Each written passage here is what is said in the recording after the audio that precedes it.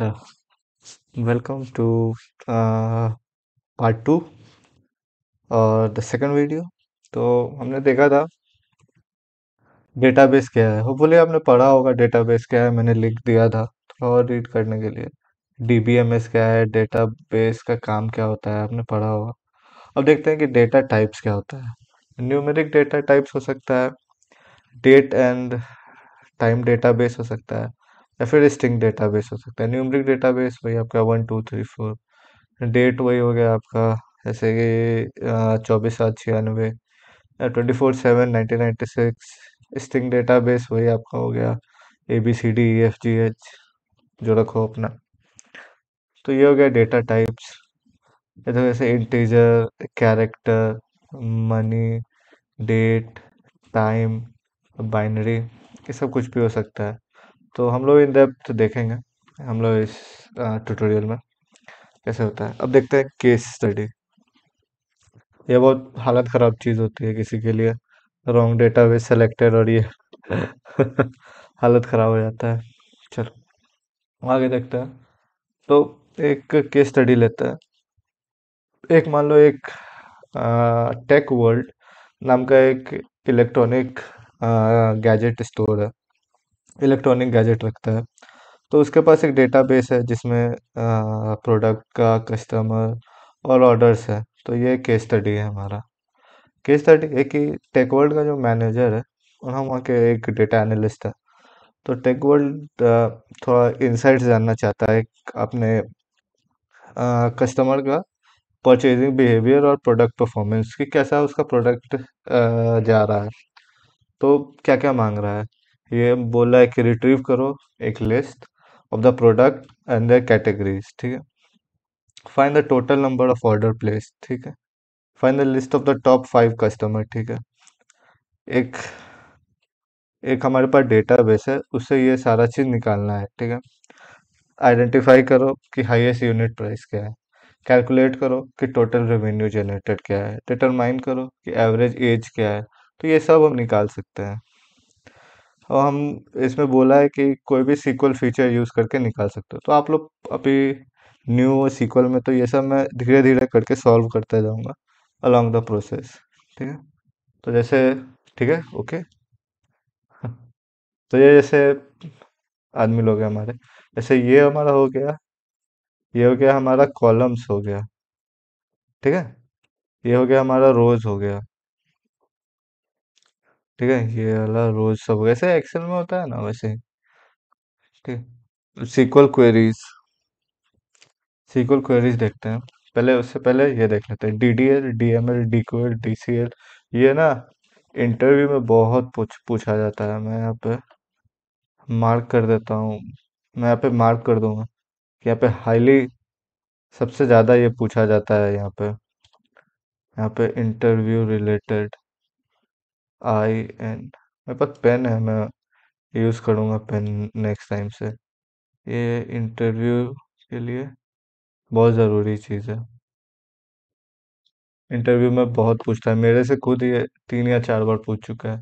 तो DDL क्या होता है, डेटा डेफिनेशन लैंग्वेज। जैसे डेटा को जैसे डिफाइन करते हैं या फिर क्रिएट करते हो या डिलीट कर रहे हो। जैसे कि क्रिएट हो गया, अल्टर हो गया, और ड्रॉप हो गया। और ड्रॉप मतलब वही डिलीट हुआ, और ये ड्रॉप और डिलीट में भी एक अंतर है। तो हम ये पढ़ेंगे जब हम लोग डिलीट स्टेटमेंट पे आएंगे। फिर डेटा मैनिपुलेशन, जैसे मैनिपुलेशन से तो आपको पता ही चल रहा है कि डेटा को मैनिपुलेट कर रहे हैं, इंसर्ट, अपडेट, डिलीट।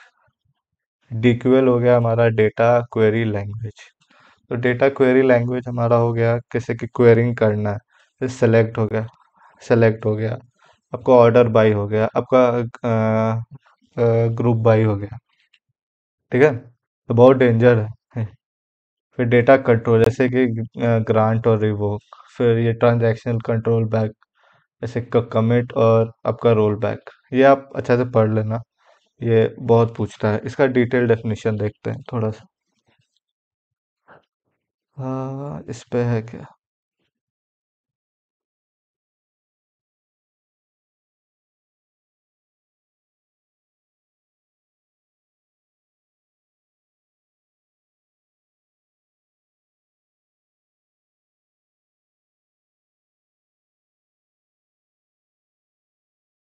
आ,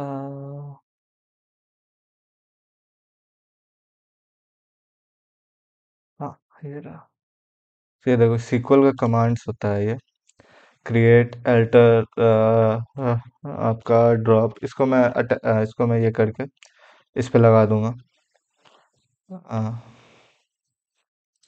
रीनेम, ट्रंकेट, कमेंट, डीएमएल हो गया आपका, सेलेक्ट, इंसर्ट, अपडेट, डिलीट, मर्ज, कॉल, एक्सप्लेन। ये इतना काम नहीं होता है। सेलेक्ट, इंसर्ट, अपडेट, डिलीट याद रखना, मर्ज तक याद रख सकते हो, इसमें भी रीनेम तक याद रख लो। ट्रंकेट ये सब यूज नहीं होता है। कमेंट, रोल बैक और सेव ट्रांजैक्शन। इसका मैं लिंक डाल दूंगा, आप ये पढ़ना। ठीक है।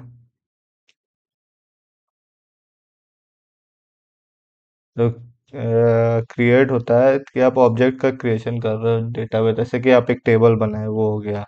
ऑल्टर हो गया, आप जैसे टेबल बनाए, उसमें आपको कुछ ऐसे चेंज, जैसे कि आप अपना नाम डाल दिए, आपके नाम में कुछ गलत हुआ, तो वो नाम चेंज कर सकते हो अल्टर से। जैसे कि ड्रॉप हो गया डिलीट करने के लिए। रीनेम भी वही हो गया आपका अल्टर जैसा। या पढ़ना, मैं इसका लिंक डाल दूंगा। तो इस पे आते हैं, आगे हमारा क्या आ रहा है।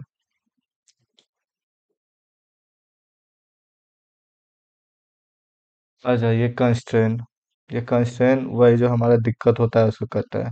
कंस्ट्रेन हमारा 6 टाइप के मेनली हैं। नॉट नल कंस्ट्रेन, जैसे कि किसी, जैसे कि नल वैल्यूज तो आपको पता ही है, एक डेटा साइंटिस्ट के लाइफ में या फिर डेटा एनालिस्ट के लाइफ में नल वैल्यूज बहुत ज़्यादा दिक्कत देते हैं। तो नल वैल्यू कंस्ट्रेन से हम चेक कर सकते हैं कि कोई कॉलम में कोई भी नल वैल्यू नहीं है।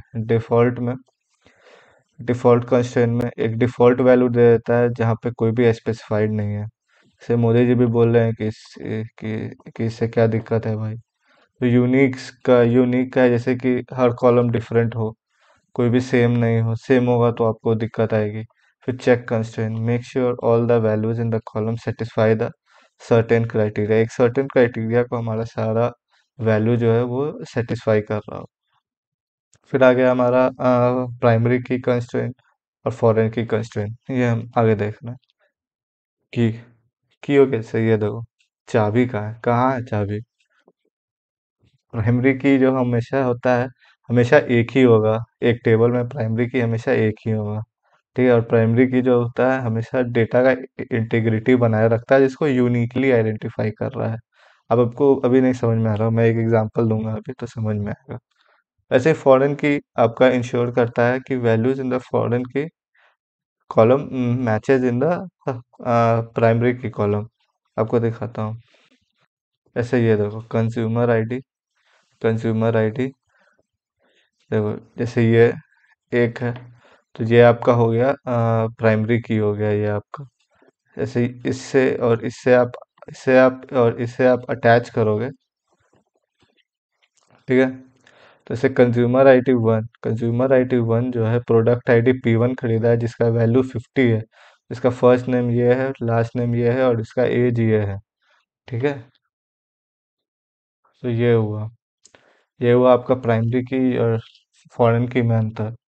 एक बार इस पे भी देखते हैं क्या अंतर होता है। कंस्ट्रेंट तो हो गया। आ, ठीक है, नहीं बताया है।